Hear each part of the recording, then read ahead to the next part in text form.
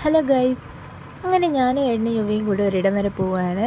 കുറച്ച് നാളായിട്ട് പ്ലാൻ ചെയ്യാം കേട്ടോ. അങ്ങനെ വീടിൻ്റെ അടുത്ത് ഞങ്ങൾ ബസ് കയറി വടകര സ്റ്റാൻഡിലെത്തി. അവിടെ കുറച്ച് നേരം ഏട്ടനെ കാത്തു നിന്നു. ഏട്ടൻ വന്നതിന് ശേഷം ഞങ്ങൾ പോയത് റെയിൽവേ സ്റ്റേഷനിലേക്കായിരുന്നു.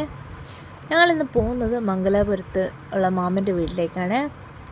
അങ്ങനെ യുവിയായിട്ട് ആദ്യം കേട്ടോ ട്രെയിനിൽ ഇത്ര ദൂരം യാത്ര ചെയ്യുന്നത്. അതിൻ്റേതായ ബുദ്ധിമുട്ടൊക്കെ അവൻ കാണിക്കുന്നുണ്ടായിരുന്നു. ഫുൾ കരച്ചിലൊക്കെ ആയിരുന്നു. അങ്ങനെ ഞങ്ങൾ മംഗലാപുരത്ത് വന്നെത്തി. അവിടെ മാമനെയും കാത്ത് വെയിറ്റ് ചെയ്ത് നിൽക്കുമായിരുന്നു. നല്ല ചൂടൊക്കെ ആയതുകൊണ്ട് ആളെ ഡ്രസ്സൊക്കെ ഉരുമാറ്റിയിട്ടുണ്ടായിരുന്നേ.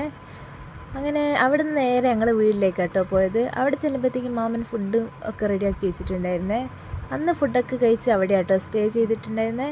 പിറ്റേ ദിവസം രാവിലെയാണ് ഞങ്ങളെല്ലാവരും അമ്പലത്തിലേക്ക് പോകാൻ വേണ്ടി റെഡി ആയിട്ടുണ്ടായിരുന്നത്.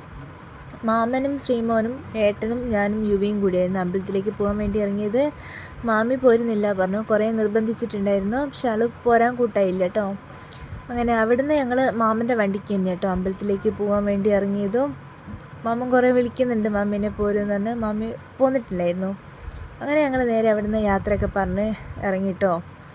കൂടുതൽ ഞങ്ങളെ ബേഗും കൂടെ കൈ കരുതിയിട്ടുണ്ടായിരുന്നേ. അമ്പലത്തിൽ പോയി ആ വഴിക്ക് തന്നെ ഞങ്ങൾക്ക് റെയിൽവേ സ്റ്റേഷനിലേക്ക് പോകണമായിരുന്നേ. അപ്പം ശ്രീമോൻ മാമൻ്റെ അടുത്താട്ടോ ഇരുന്നത് മുന്നിൽ, ഞങ്ങൾ മൂന്നുപേരും ബേക്കിലാട്ടോ ഇരുന്നത്. ഇവിടെ രണ്ടാമത്തെ തവണ കേട്ടോ ഈ അമ്പലത്തിലേക്ക് ഞാൻ വരുന്നത്. യുവി ആദ്യമായിട്ടോ വരുന്നത്. അങ്ങനെ അമ്പലത്തിൻ്റെ മുന്നിൽ വന്നിറങ്ങുമ്പോൾ അത് ഇതുപോലത്തെ സംഭവമൊക്കെ കാണേ.